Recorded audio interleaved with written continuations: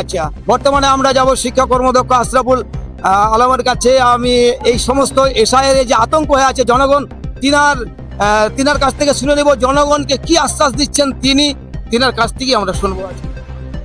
আমাদের যাই হোক, আমাদের সরকার, তৃণমূল সরকার, আমাদের বিজেপি সরকার যে আছে তার বিরুদ্ধে লড়ছেন, এবং আমাদের যে বিজেপির পোষা যে গণেশ কুমার তার বিরুদ্ধে লড়াই করছেন এবং সর্ব ধরনের সহযোগিতা করছেন যে কোনো সাধারণ মানুষের যেন হয়রানি না হয়। এবং আমাদের বিডিও সাহেব, আমাদের এমএলএ সাহেবকে রিকোয়েস্ট করে গেছে বিডিও সাহেবকে সমস্ত নাম যেন উঠে যায়। বিডিও সাহেব আমাদের আশ্বাস দিয়েছেন যে কোনো মানুষের অসুবিধা হবে না, সমস্ত ধরনের সহযোগিতা করা হচ্ছে এবং সম্পূর্ণ নাম তুলে দিবে মানুষের। যতগুলো পরপর আপডেট নির্বাচন কমিশনার দিচ্ছে বেউলোর মাধ্যমে, প্রতিদিন কিন্তু নতুন নতুন আপডেট আমরা শুনতে পাচ্ছি তেনাদের মুখ থেকে। তারা কিন্তু বিরক্ত হয়ে যাচ্ছেন, জনগণ তো বিরক্ত হবেনি, কিন্তু বেউলো সাহেব বিরক্ত হয়ে যাচ্ছেন। এর জন্য আমাদের সমস্ত যারা প্রতিনিধি দলে রয়েছেন তিনারা কি বলছেন? আতঙ্কিত হওয়ার কোনো কারণ নেই, যে আমাদের এখানে ডেকেছে, আমাদের এসআইআর যারা ডকুমেন্ট নিয়েছে তারা দিবে এবং সাধারণ মানুষের ভোট নিশ্চিত করবে, এবং আমাদের এটা সরকার দায়িত্ব নিয়েছে, কোনো অসুবিধা হবে না। এই যে শুনলেন আমাদের এখানে তিনি আশরাফুল, তিনি বললেন আমাদের এখানে সমস্ত জনগণকে বুঝাতে চাইলেন যে কোনো অসুবিধা নেই। এই যে নোটিশ যিনাদেরকে জারি করা হয়েছে, 2002 সালের লিস্টে নাম থাকাও সত্ত্বেও নোটিশ করানো হয়েছে, কোনো অসুবিধা তাদের নেই। সমস্ত ভেরিফিকেশন করার পরে খসড়া লিস্টে যাদের নাম ছিল আবার পুনরায় নাম ফাইনাল লিস্টে উঠিয়ে দেওয়া হবে। আমাদের একজন এখানকার কর্মী ছেলে যা হোক আমি পেয়েছি, তিনার কাছ থেকে কিছু জানবো। ক্যামেরাম্যানকে বলবো একটু দেখাতে, তিনাকে জিজ্ঞাসা করবো আপনি কোথা থেকে আসলেন, নাম কি আপনার? আমরা বাহারাবাদ থেকে আসলাম, 105 নম্বর বুথ, চন্দ্রপাড়া অঞ্চল।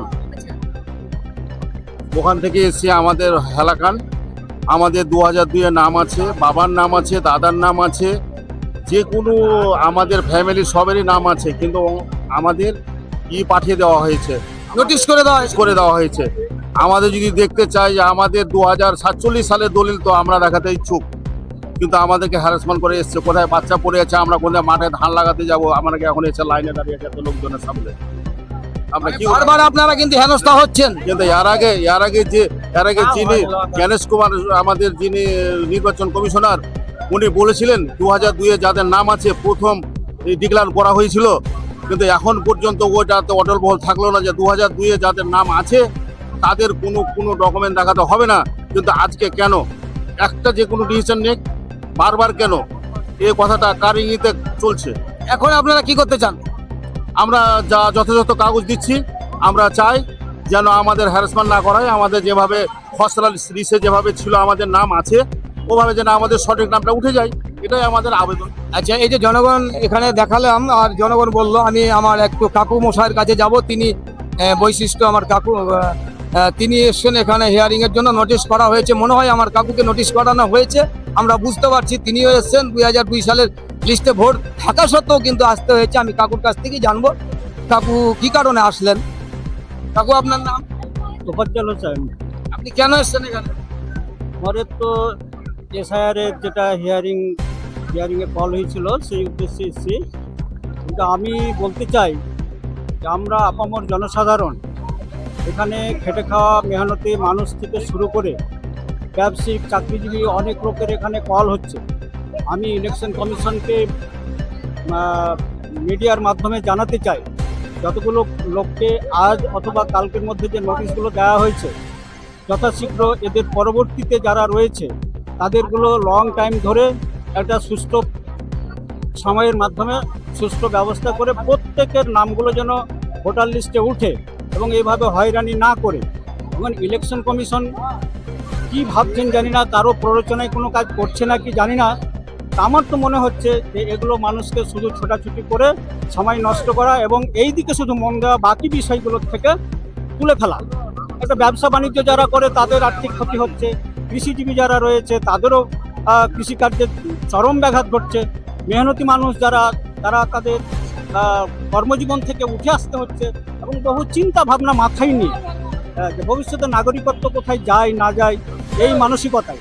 কিন্তু ইলেকশন কমিশনারকে আমি এই মিডিয়ার মাধ্যমে অনুরোধ করতে চাই, বার্তা দিতে চাই, তারা যেন এই 2-1 দিন পরেই এই অন্তত এইটা কি বলে SIR এর যে শুনানি হিয়ারিং এর যে পদ্ধতিটা সেটা পরিবর্তন করে একটা লং টাইম ধরে করা হয়, এটা আমি অনুরোধ করতে চাই ইলেকশন কমিশনারের কাছে।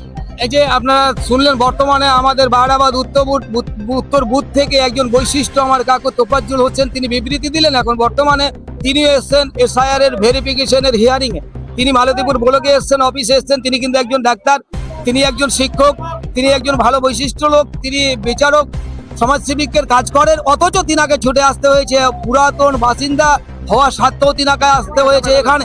নির্বাচন কমিশনারের নির্দেশ অনুযায়ী আমি দেখাচ্ছি যেভাবে বলা হয়েছিল, এর পূর্বে বলা হয়েছিল অনুপ্রবেশকারী তারার জন্য SIR করা হচ্ছে, কিন্তু সাধারণ মানুষ আমাদের আমরা চাই যে বাংলাদেশের লোক বাংলাদেশে যাক, কিন্তু আমরা ভারতীয় কিন্তু আমাদেরকে পরিষ্কারভাবে যেন আমরা ভারত থাকি হ্যাকাল করানো হচ্ছে কেন? যারা বাংলাদেশ তারা বাংলাদেশে যাক, এতে আমাদের মত কোনো অসুবিধা নেই। যারা মারা গেছে, যাদের অবৈধ ভোট ওদের জন্য কেটে যায়, সেটা আমরাও চাই। কিন্তু আমরা যারা অ্যাকচুয়ালি ভারতীয় পূর্ণাঙ্গ আমাদের ডকুমেন্ট আছে, কিন্তু আমাদেরকে নিয়ে হ্যারাসমেন্ট করানো হচ্ছে কিনা এটা আমাদের। এই যে পরপুরুষ তিনারা অনেক দিন ধরে ভারতের বাসিন্দা, তিনার মুখ থেকে কিন্তু ডাইরেক্ট আপনার শুনলেন, লাইভে দেখলেন। আরো অনেক লোক যারা এসছেন এখানে, আমেজার একজন ম্যানেজার সাহেব এসছেন, বরোদা অফ ইন্ডিয়া ব্যাংকের ম্যানেজার, তিনিও এসছেন, তিনার নামে নোটিশ করা হয়েছে, তিনি এসছেন। বর্তমানে আমরা দেখাতে বলছি ক্যামেরাম্যানকে, তিনি ম্যানেজার এখানে এসছেন, আমরা চিনতে পারছি তিনি ম্যানেজার। আমরা তার কাছে যাব, কি বলতে চাইছেন, কেন এসলেন এখানে, তাকে কি কারণে নোটিশ করা হয়েছে। আপনার নাম কি? আমার নাম সাইদুর রহমান। আপনি কেন এসছেন এখানে? কেন এসেছি তার মানে অ্যাকচুয়ালি আমাদেরকে হয়রানির শিকার আমাদের মাননীয় প্রধানমন্ত্রী যে নরেন্দ্র মোদী সরকার এবং স্বরাষ্ট্রমন্ত্রী মুসলিম ভোটারকে নিয়ে যা করছে তা প্রচণ্ড মানে দুঃখজনক বেদনাদায়ক বিষয়। তাকে আমরা ধিক্কার জানাই এবং তাকে এই খবরটা পৌঁছে দেওয়া খুব জরুরি যে মুসলিম ভোটারকে যা করছে সেটা করা অ্যাকচুয়ালি ঠিক হচ্ছে না। এখন আপনারা কি চাইছেন? জনগণ যে খসড়া তালিকায় নাম আসা সত্ত্বেও নোটিশ করা হচ্ছে, 2002 এর লিস্টে নাম থাকা সত্ত্বেও আপনাদেরকে নোটিশ করানো হয়েছে, এখন চাইছেন কি আপনারা?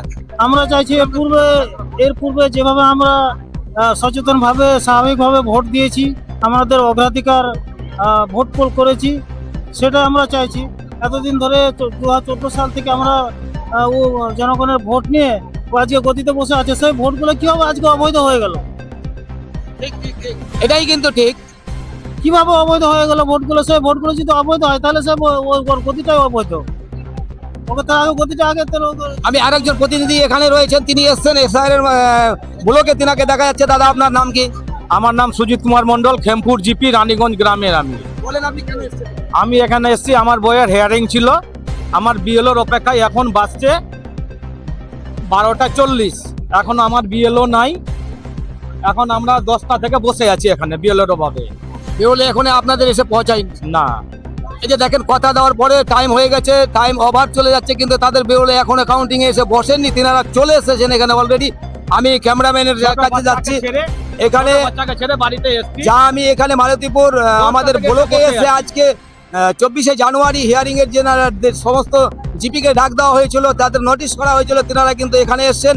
তিনাদের কাছে আমরা শুনলাম কিছু বিবৃতি, ওদের মুখ থেকে পেলাম, তাদের মানুষ খুব হেনস্থায় পড়ে গেছে। হিন্দু, মুসলমান, জৈন, বৈধ, খ্রিস্টান বলে কোনো কথা নাই, সমস্ত লোক কিন্তু এখানে বিভ্রান্তই কিন্তু পড়ে আছেন।